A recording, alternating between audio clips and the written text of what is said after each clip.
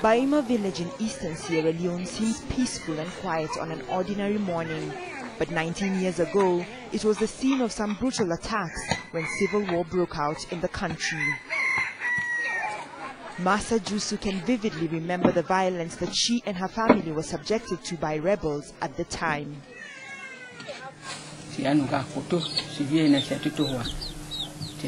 My pregnant daughter was the first to be killed.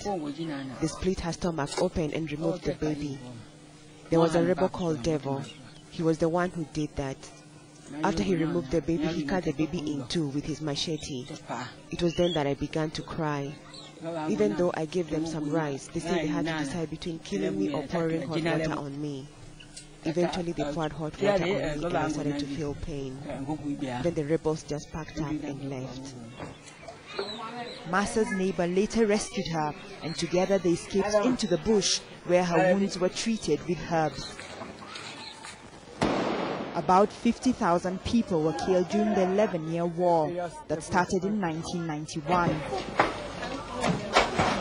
The Revolutionary United Front, or RUF rebels, seen here with leader Fode Sanko, conscripted child soldiers and used them to kill and hack off civilians' limbs. The RUF controlled the country's diamond-rich areas, and the former president of neighboring Liberia, Charles Taylor, is accused of arming the rebels in exchange for diamonds.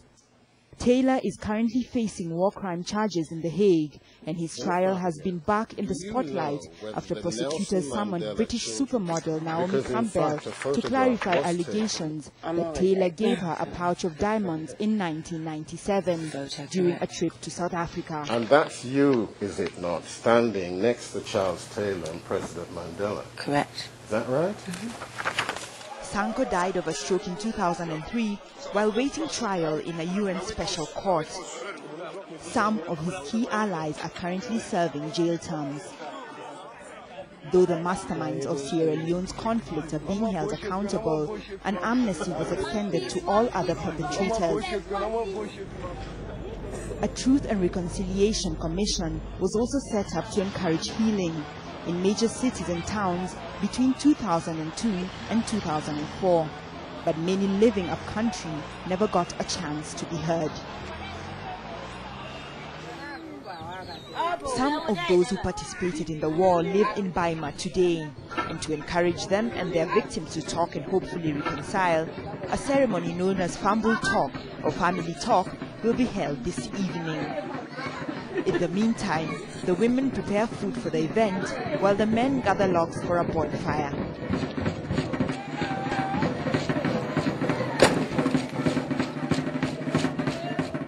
Away in the village square, the venue of the meeting, a group of masked dancers perform traditional dances to help gather a crowd and set the mood for the occasion.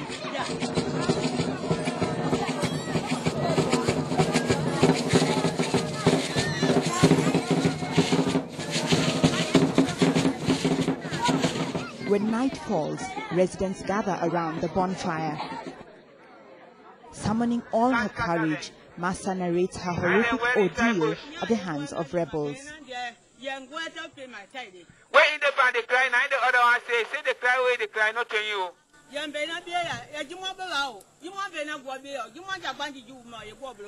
that rice way get where they pull an eye handle, where they kill you, where they put one WhatsApp on you, which one? She's stunned when Fode, one of her neighbors, confesses to the crime. Fode Ali, he don't apologize. He said, what did the mommy explain? He said, now now, he don't apologize right now, like how they talk so. He said, let the mama forgive her. Still trying to get over her shock, Massa dances with him as Fambul Talk requires that victims and perpetrators do this to signify reconciliation.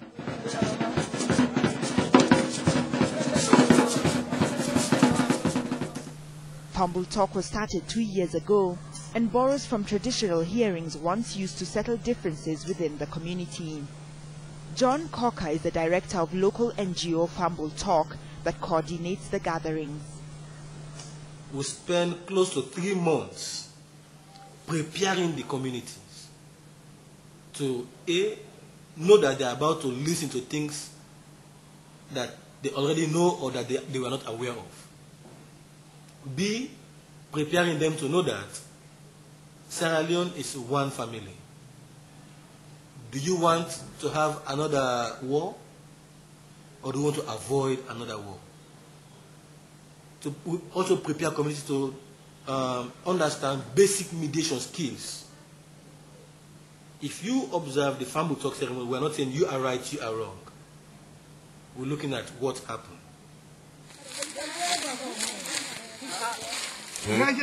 11 villages have adopted the program so far that has also been pushing residents to work together in development projects like community farms.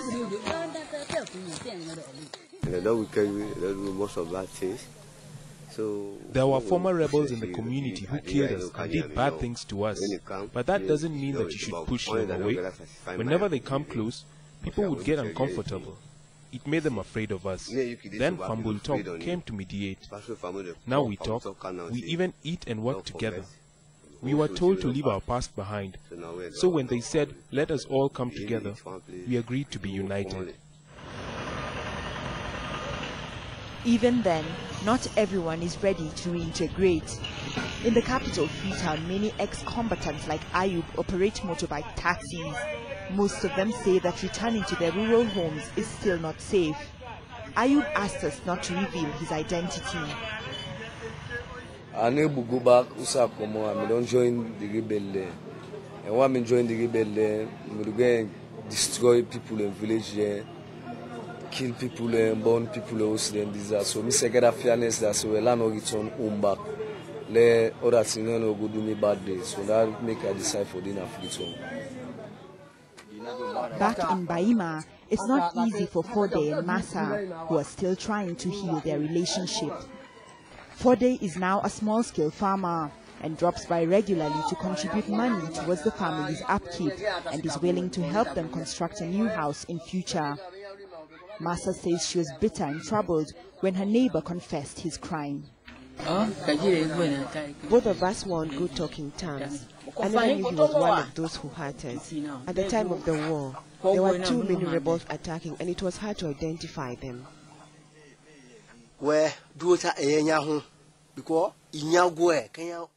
I was never at peace.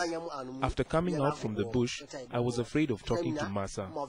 As rebels, we disguised ourselves so that our victims wouldn't recognize us whenever we attacked. We painted our faces blue or white. They didn't know us, but we knew them. Massa asked me why I always avoided her, but I just told her it was because I was trying to show respect to my elders. Though they don't provide justice, many African countries have resorted to programs like Fambul Talk, especially when governments don't have the resources to try perpetrators and when forgiveness seems like the only solution to atrocities that make no sense at all.